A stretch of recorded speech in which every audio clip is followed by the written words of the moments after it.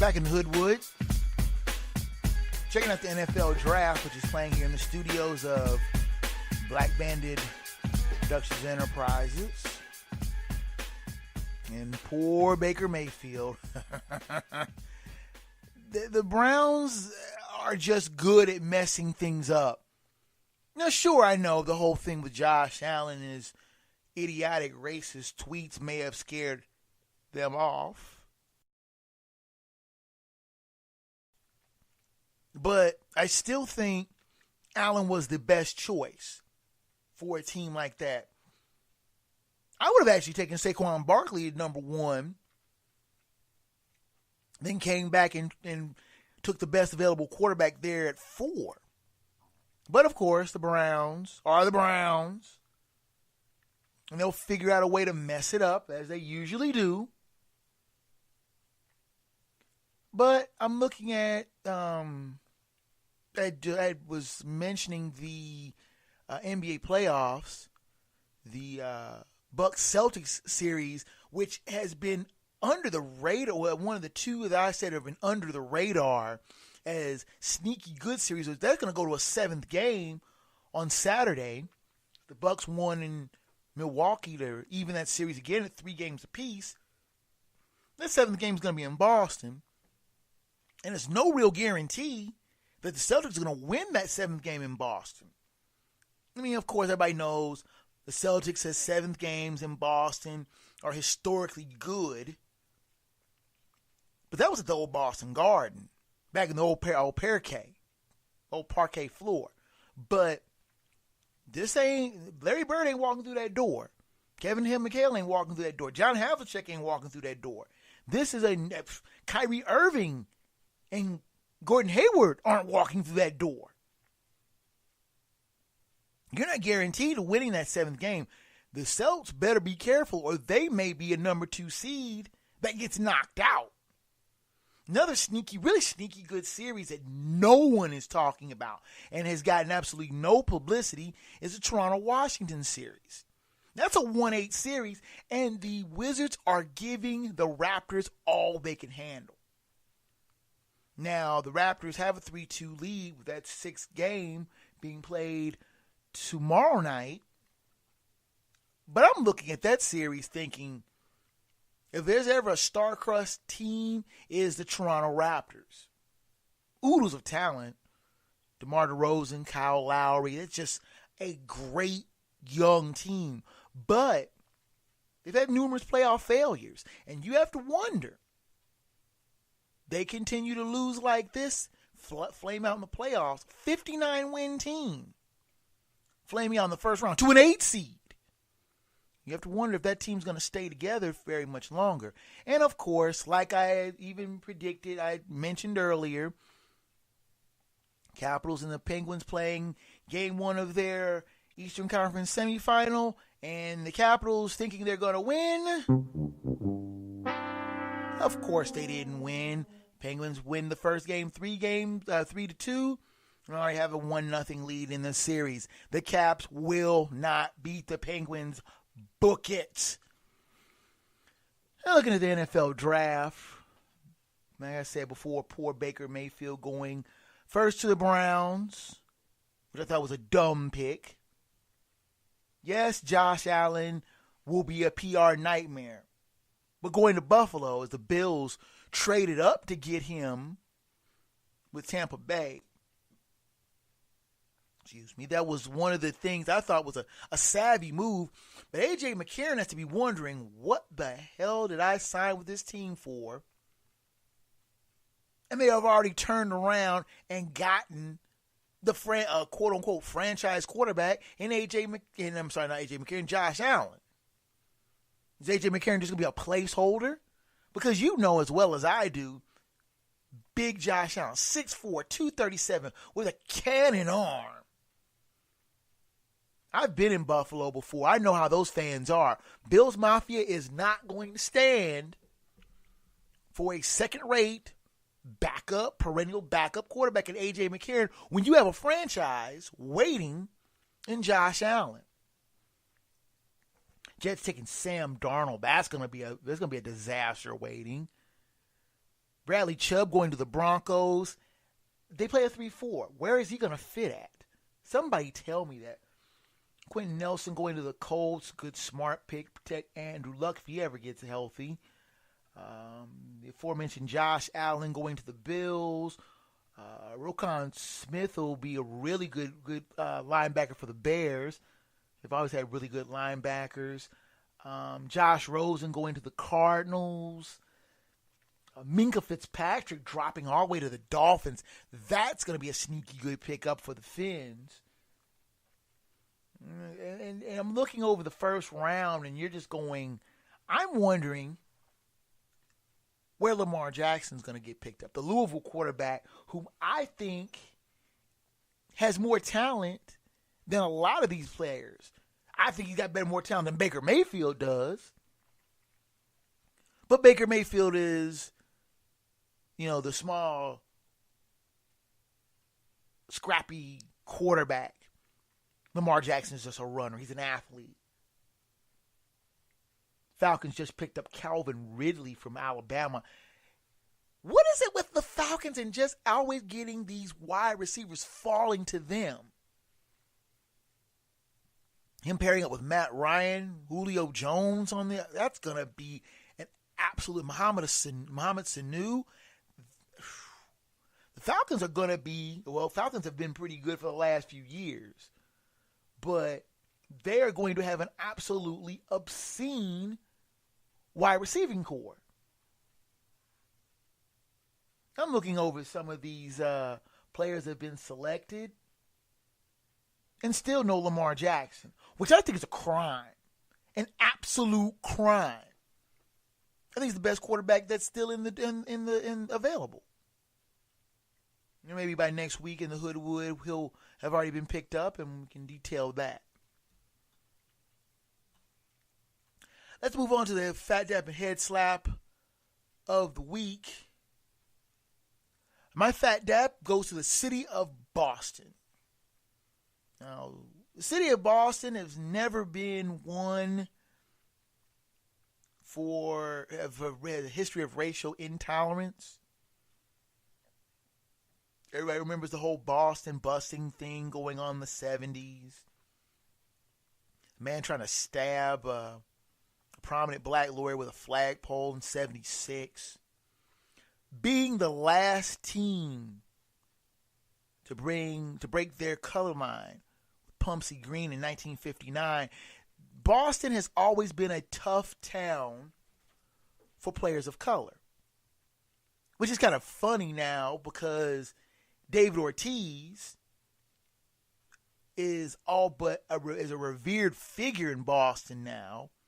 Who would have thought that 30, 40 years ago that a Latin player, a black Latin player that would be as revered and as beloved as David Ortiz is.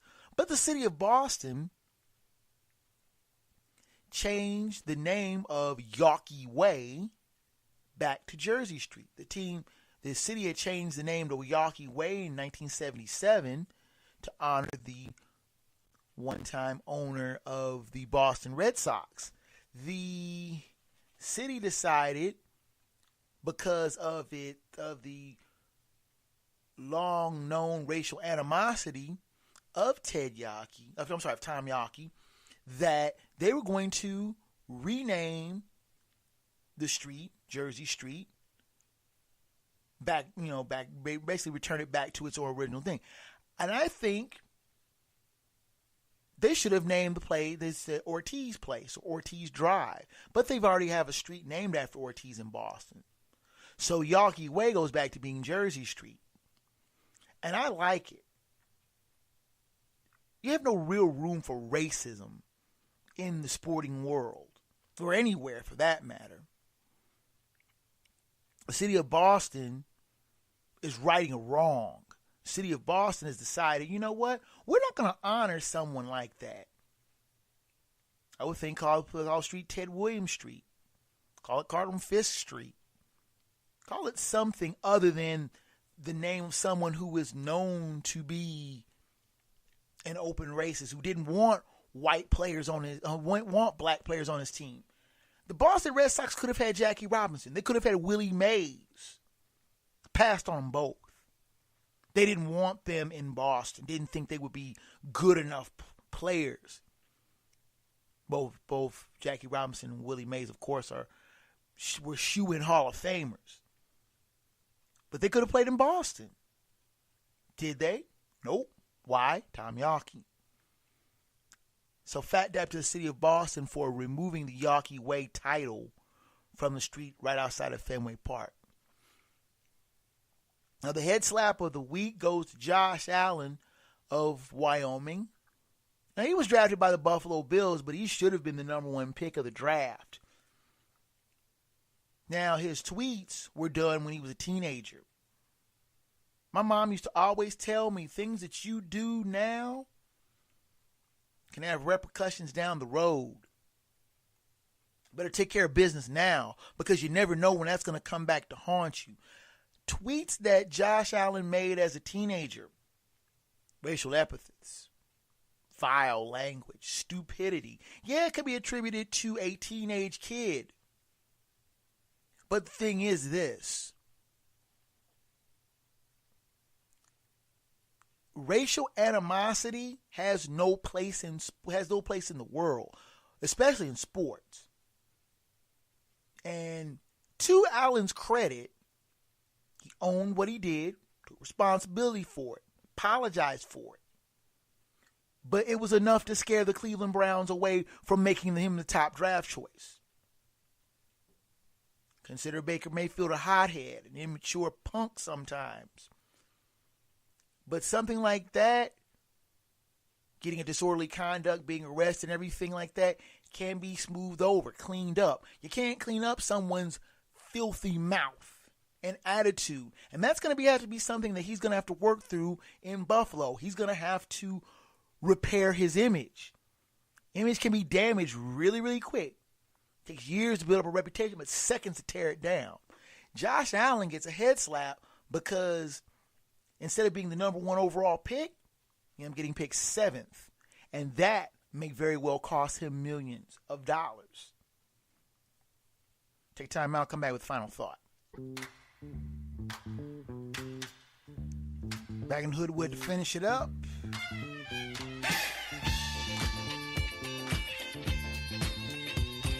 Now, my final thought is regarding the NCAA and its concept of amateurism, as it likes to say. There is a 60-page report that came out regarding the one-and-done players and the way that the NCAA deals with its transgressors. And while a lot of the things I agree with, stiffer bans on the miscreants, coaches that flaunt the rules, break the rules, but only seem to get slapped on the wrist. I think that the players who are the actual labor should have more of a say-so in the way they are able to service their wares. I mean, because I keep hearing people talk about, they're getting an education. Education is invaluable. Yes, education is invaluable. I worked my way through college at the University of Cincinnati, but I was able to get a job. I was able to make my own money. College players can't do that. They get a stipend. They get a small amount for pocket change. But now it's the concept of paying players seemingly makes the model of amateurism go by the wayside. But everybody's making money off of these games. 90,000 people at Alabama's spring game. Think about that. For a spring game, a game didn't even really count, wasn't really played with any kind of football rules. But they got 90,000 people at Bryant-Denny Stadium. You routinely get 100,000 people at the Big House for Michigan football, 100,000 Neyland Stadium for Tennessee, 100,000 at the Rose Bowl.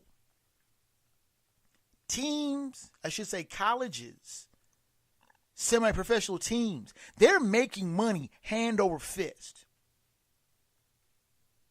The NCAA tournament they sold their television rights to Viacom, CBS, True TV, TBS, and TNT for over $1 billion.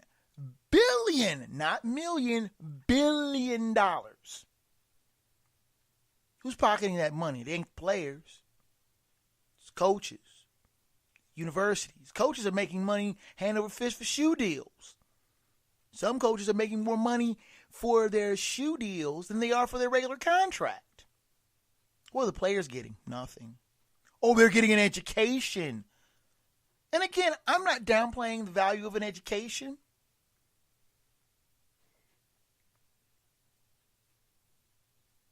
I'm not devaluing the value of getting an education and how there are some students who are still paying off student loans 10 years after they graduate. Player gets a free ride. They get knocked. Oh, you're getting a free ride. You're getting a free education. But then there's a college student who's able to make a job, make money, work their way through school, have money in their pocket. What do athletes do? They have to put in the schoolwork. They have to put in the practice time. Oh, and maybe try to live as a college student.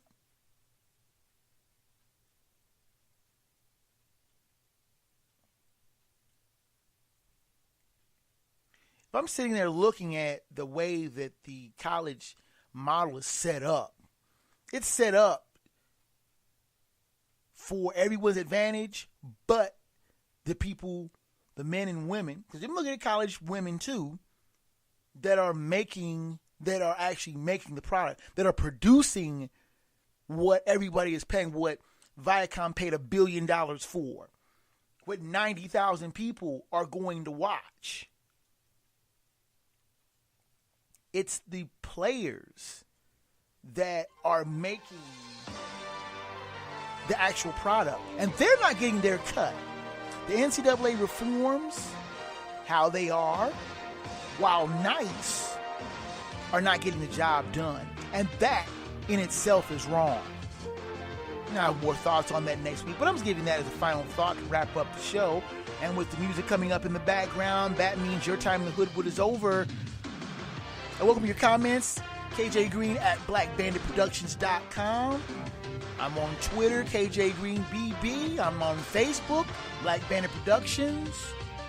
You can hear the show on Spotify. You can hear the show on YouTube. I'm all over the place. I do appreciate your patronage. If you have any questions, any concerns, any show topics, ideas, thoughts, concerns, what have you, drop me a line. I will try to get back to you as quickly as possible. And I do appreciate your patronage and taking time out of your week to take a listen to me. So for now, until next we meet again, I'm KJ Green. Until next time, fellow sports fans.